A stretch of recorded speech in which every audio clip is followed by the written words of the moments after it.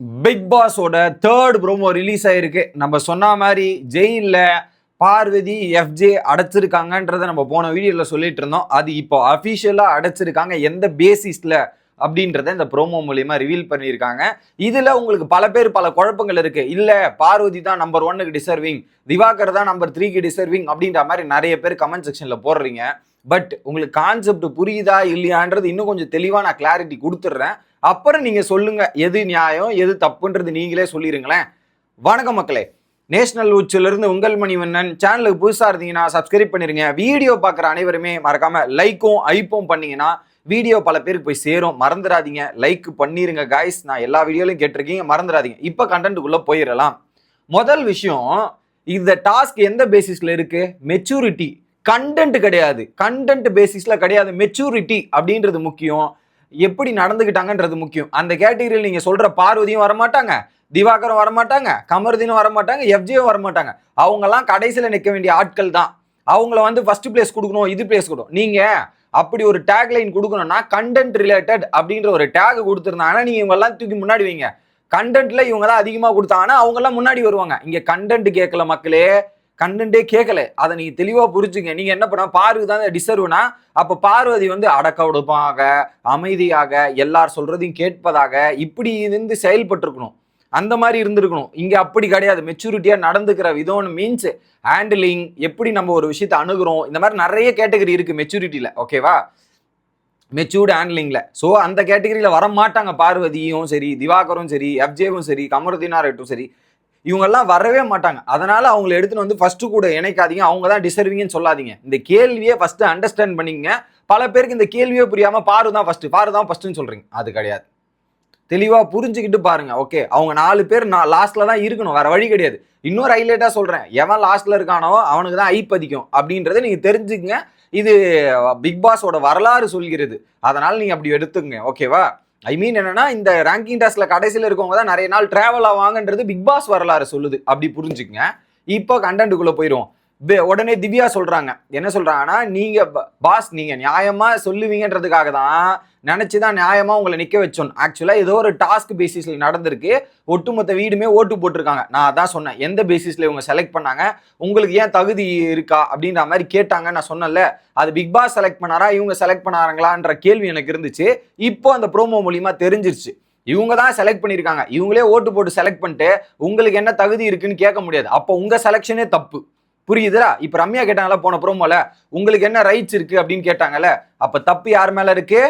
So உங்க செலக்ஷன்லயே பெரிய தப்பு இருக்கு. தப்பே அந்த செலக்ஷன் தான் அப்படின்றதான் மேஜர் பாயிண்ட். இதை நீங்க தெளிவா புரிஞ்சுங்க. ஓகேவா? சோ இவங்க தான் செலக்ட் பண்ணிருக்காங்க. ஒண்ணு, நியாயமா முடிவு எடுத்தாங்களா இல்லையான்றது எனக்கு தெரிஞ்சு அது ஒரு சில இடங்களில் நியாயமா இல்லை அப்படின்றதான் பெரியது. ஓகே, இன்னொரு பக்கம் பார்வதி என்ன சொல்றாங்க, அவங்க பெருசா கத்தலைன்றதுக்காக அவங்களை 7வது இடம் கொடுத்து நிக்க வச்சிருக்கீங்களான்ற மாதிரி அரோராவை சொல்றாங்க.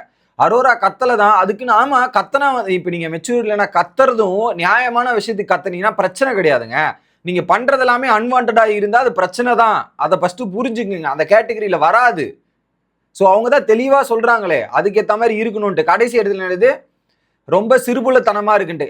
சிறுபுலத்தனமா தான் இவங்க நிறைய இடத்துல பண்ணியிருக்காங்கன்றதான் மீனிங். ஸோ இதுல அரோரா மேல நான் ஏன் சொன்னேன்னா, அரோரா அந்த அதை விட்டு நான் மெச்சூரிட்டியா ஹேண்டில் பண்ற விதத்தை மட்டும் தான் நான் சொல்றேன்.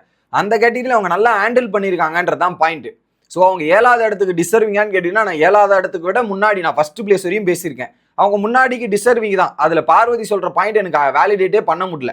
அடுத்து என்ன சொல்றாங்க, குரூப் புரணி கிண்டல் பேசுறவங்களாம் அவங்கள முன்னாடி நிக்க வச்சிருக்காங்க அப்படின்ற மாதிரி போடுறாரு. ஓகேவா? திவாகர் ஓகே, இதுல இது 3த்தையும் அவரும் பண்ணியிருக்காரு, மற்றவங்களும் பண்ணியிருக்காங்க. இப்போ எப்படி கன்சிடரேஷன், அவரும் பண்ணியிருக்காரு மற்றவங்களும் பண்ணியிருக்காங்கன்னு போது கன்சிடரேஷன் ஈக்குவலா இருந்து அவங்க எதுல பெஸ்டா இருக்காங்களோ அந்த கன்சிடரேஷன் தானே பண்ண முடியும். ஸோ இதுல அவர் 3மே பண்ணாத மாதிரி பேசுறாருல, அதான் ஹைலைட்டா இருக்குது. ஓகே, அடுத்து ஐயா அவங்க 3 பேரையும் ஒன்னா மடிச்சு அனுப்பிவிடலாம். ஐயா மடிச்சு அனுப்பிடலான்னு கொஞ்சம் வாய் கொழுப்பு தான் அதிகமாக இருக்கு போல பிரச்சனைக்கு. நம்மளும் பார்க்குறோம், எல்லா இடத்துலையும் ஏதாவது மடிச்சு அமுச்சு விட்டுலாம், இது பண்ணிடலாம் அது பண்ணிடலான்ற மாதிரி வந்ததுலேருந்தே கொஞ்சம் ராங்காவே பேசிட்டு இருக்கே இது பிரச்சனை அப்படின்ற மாதிரி தான் இருக்கு. ஸோ அவர் எங்க போய் முடிய போறாருன்னு தெரில. ஓகே, அடுத்த பிக் பாஸ் ஒரு அறிவிப்பு. கடைசி 3 இடங்களில் இருப்பவர்களுக்கு ஜெயில் தான். எஃப்ஜே, பாரு, திவாகர் சிறையில் போட்டலாம் அப்படின்னும் போது பார்வதியோட ரியாக்ஷன்லாம் அப்படியே ஒரு மாறிடுச்சு. நான் தான் சொன்னேனே போன வீடியோல கெஸ் பண்ணி சொன்னா கரெக்டா வந்துருச்சா? பார்வதி எல்லாத்தையும் புன்சிரிப்போடு ஏற்றுக்கொள்ளும் நபர்கள் தான் நாங்க. எல்லாத்தையும் நாங்க அக்செப்ட் பண்ணி ஏத்துப்போம், எந்த விதமான பிரச்சனையும் இல்லை, we are done, we are cool அப்படின்ற மாதிரி சொல்லிட்டு இருக்காங்க. ஓகே, இட் வாஸ் குட் அப்படின்ற மாதிரி தான் தோணுச்சு. அதுக்கப்புறம் திவாகர் சண்டை போட்டவன் பிரச்சனை பண்ண நபர்கள்லாம் 1 2 3 4 5 6 இடத்துல போட்டுட்டு இருக்காங்க அப்படின்னு. எனக்கு அதுதான் புரியல.